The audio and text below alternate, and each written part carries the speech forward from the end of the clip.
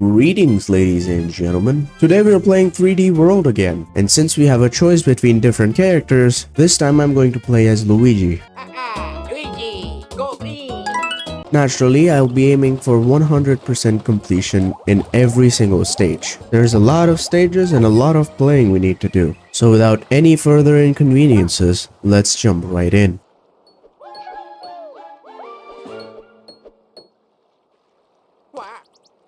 World 2 starts us off with a desert theme level, filled with these weird birds I think they call conquistadors. They're pretty easy to defeat, but since I wanted to keep my distance, I picked up my fire flower. But I had to change right back into the cat suit for a star.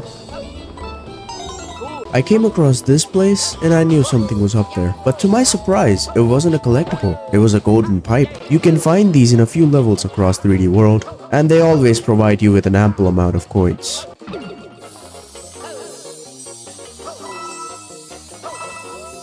If you haven't noticed, I'm trying to not pick up another cat bell, mainly because I don't want to lose my fire flower, and I have one already. Ooh, an invincibility star.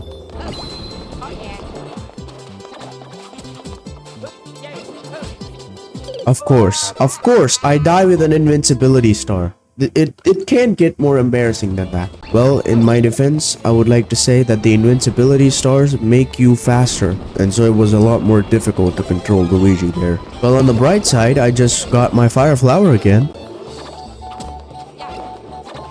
Oh, come on, I was doing so good. I just got that fire flower. Oh well, at least I was able to finish the level with no further difficulties. That sounds even worse than Mario for some reason. I had two main choices for the next world, and I obviously chose the one that was locked behind a star wall. This level is a bit gimmicky though. This level wanted us to use the touchscreen of the Nintendo Switch. With your touch, you can extend platforms, which is going to make it easier for you to do this level. It's almost kind of required to beat this level, and it is kind of difficult to use the touchscreen and then try and jump and walk ahead at the same time. I'm not saying that it was a bad experience, but it was new for me for sure. Next up, we had the Toad House, in which I made the right choice for once.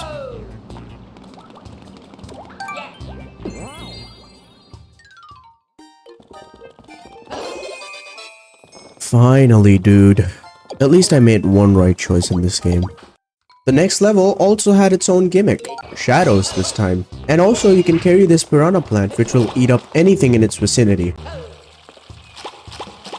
All in all, it was a fun level, and also I got to break Bowser's statue here. But my favorite part was obviously the piranha plant. It was like I had friends for once.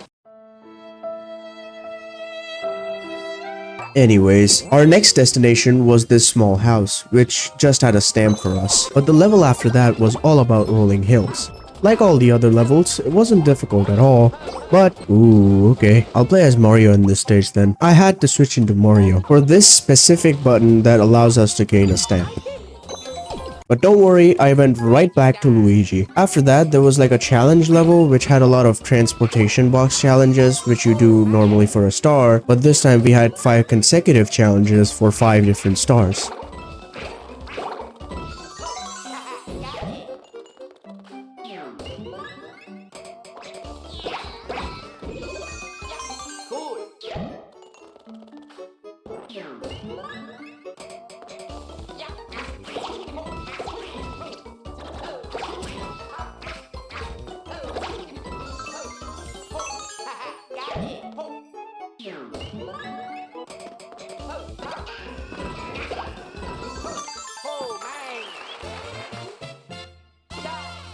It was a nice change in pace, since the next level was a Goomba blockade.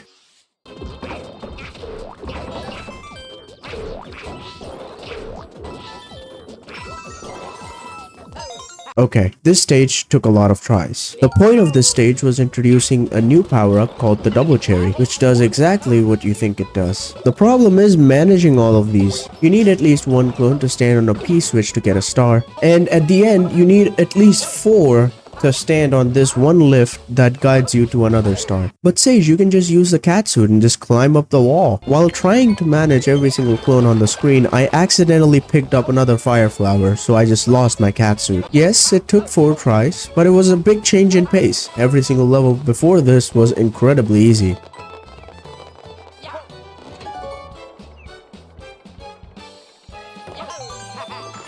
But now, at long last, we were finally on the castle level.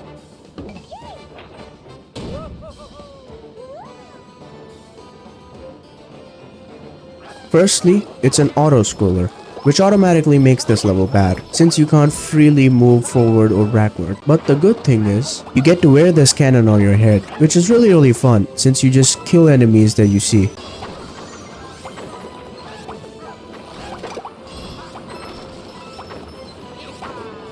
And I accidentally forgot a star before the boss fight. I'll have to do this all again, which I did. This time, with everything collected, we face the final boss.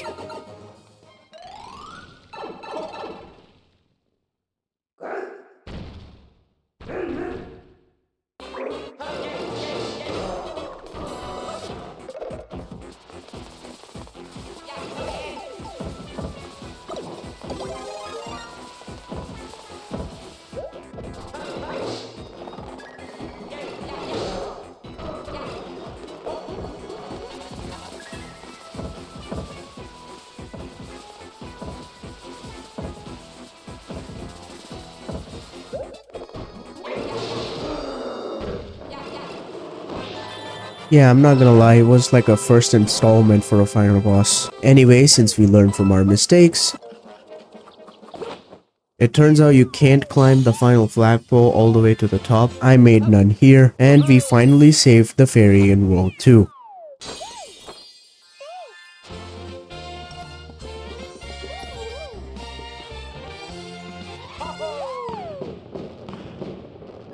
Who conveniently built another pipe to World 3 this time. But that's a topic for another video. If you enjoyed today's video and you have watched one of my videos before, consider subscribing. It's free and it doesn't take long. Also, comment down below how I can improve my channel. Any constructive criticism is heavily appreciated. With all of that said, I'll see you guys in the next one.